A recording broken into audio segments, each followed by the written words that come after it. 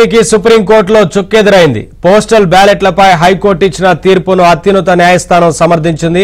Postal బ్యాలెట్పై gazetted officer సంతకం ఉంటే చాలని, సీలు హోదా అవసరం లేదని ఈసీ ఇచ్చిన ఉత్తర్వులను సమర్థించింది సుప్రీంకోర్టు.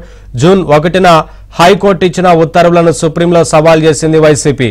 దీనిపై జస్టిస్ అరవింద్ కుమార్, జస్టిస్ సందీప్ మెహతా ధర్మాసనం విచారణ జరిపింది.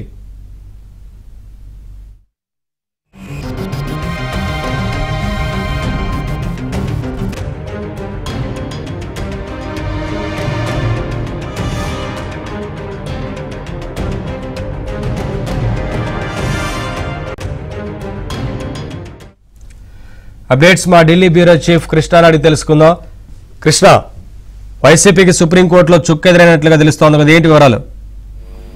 నవీన్, సుప్రీంకోర్టులో 2 పిటిషన్లు కలిపి, ఒకటి వైసీపీ దాఖలు చేసినటువంటి పిటిషన్, మరొకటి వైసీపీ చంద్రగిరి అభ్యర్థి చెవిరెడ్డి మోహిత్ రెడ్డి దాఖలు చేసినటువంటి పిటిషన్లు. ఈ 2 పిటిషన్లు కూడా సుప్రీంకోర్టు కొట్టేయడం జరిగింది.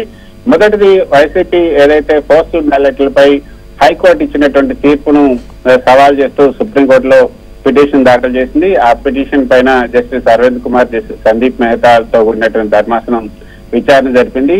అయితే హైకోర్టు ఇచ్చినటువంటి ఉత్తర్వులను సుప్రీంకోర్టు సమర్థించింది. పోస్టల్ బ్యాలెట్ పై గెజిటెడ్ ఆఫీసర్ సంతకం ఉంటే చాలు, సీలు హోదా అవసరం లేదంటూ ఈసీ ఇచ్చినటువంటి ఉత్తర్వులనే సుప్రీంకోర్టు సమర్థించింది. హైకోర్టు కూడా అదే చెప్పింది. అవసరమైతే ఈ యొక్క ఎలక్షన్స్ అయిన తర్వాత ఎలక్షన్ పిటిషన్ వేసుకోవాలని కూడా సుప్రీంకోర్టు చెప్పింది. జూన్ 1న హైకోర్టు ఇచ్చినటువంటి ఉత్తర్వులను సుప్రీంకోర్టులో వైసీపీ సవాల్ చేసింది. అయితే సుప్రీంకోర్టు పోస్టల్ బ్యాలెట్ పైన హైకోర్టు ఇచ్చినటువంటి తీర్పులో జోక్యం చేసుకోవడానికి సుప్రీం నిరాకరించింది. పోస్టల్ బ్యాలెట్ పై గెజిటెడ్ ఆఫీసర్ సంతకం ఉంటే చాలు, సీలు హోదా అవసరం లేదని ఏదైతే ఈసీ ఇచ్చినటువంటి ఉత్తర్వులు కేవలం ఆంధ్రప్రదేశ్ కి వర్తిస్తాయా, మిగతా రాష్ట్రాల్లో ఇటువంటి ఆదేశాలు లేవు అని వైసీపీ తరఫున వాదించినటువంటి సీనియర్ న్యాయవాది అభిషేక్ సింఘి వాదించారు. పోస్టల్ బ్యాలెట్ పై రూపొందించినటువంటి నిబంధనలు మారుస్తూ మే 30వ తేదీన ఈసీ సర్క్యులర్ జారీ చేసింది. నిబంధనల్లో సడలింపు కేవలం ఆంధ్రప్రదేశ్ రాష్ట్రానికి మాత్రమే పరిమితం చేసింది.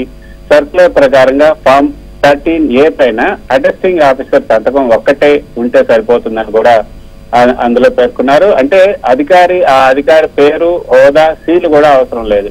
ఈ లెక్కన ఎవరైనా కూడా ఫామ్ 13 పైన సంతకం చేసే అవకాశం ఎన్నికల కమిషన్ కల్పించినట్లు అవుతుంది.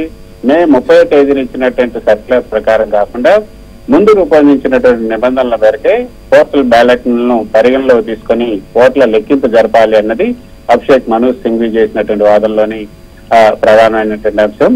ఎన్నికల ప్రక్రియలో జోక్యం చేసుకోబోంటూ హైకోర్టు చెప్పడం కూడా సరికాదు. ప్రక్రియకు దోహదం చేసే అంశాల్లో పిటిషన్లు విచారణకు తీసుకోవచ్చు. అసలు అటెస్టేషన్ అంటేనే సంతకం, పేరు, హోదా, సీలు ఇవన్నీ కూడా ఉండాలి అన్నది ఆయన చేసినటువంటి వాదన. కానీ ఈ వాదనని జస్టిస్ అరవింద్ కుమార్, జస్టిస్ సందీప్ మెహతాలతో కూడినటువంటి ధర్మాసనం వెళ్ళలేదు. మరోపక్క వైసీపీ అభ్యర్థి చెవిరెడ్డి మోహిత్ రెడ్డికి కూడా సుప్రీంకోర్టులో చుక్కెదురైంది. అది ఏదైతే చంద్రగిరి నియోజకవర్గంలో ఫామ్ 17A, అదే కాకుండా ఇతర డాక్యుమెంట్ల విషయంలో కూడా మరోసారి స్క్రూటినీ చేయాలి, 4 కేంద్రాల్లో రీపోలింగ్ జరపాలని కూడా మోహిత్ రెడ్డి సుప్రీంకోర్టును ఆశ్రయించారు. తాము జోక్యం చేసుకునేందుకు కారణాలు ఏవి కనిపించలేవని కూడా ఈ పిటిషన్ లో కూడా సుప్రీంకోర్టు అభిప్రాయపడింది. పోలింగ్ రోజు చంద్రగిరి నియోజకవర్గంలో 4 పోలింగ్ బూతుల్లో అక్రమాలు జరిగాయి. ఈ విషయాన్ని హైకోర్టు దృష్టికి తీసుకెళ్లినా కూడా హైకోర్టు పట్టించుకోలేదు. హైకోర్టు తీర్పును సవాల్ చేస్తున్నట్టుగా కూడా మోహిత్ రెడ్డి తన పిటిషన్ లో పేర్కొన్నారు.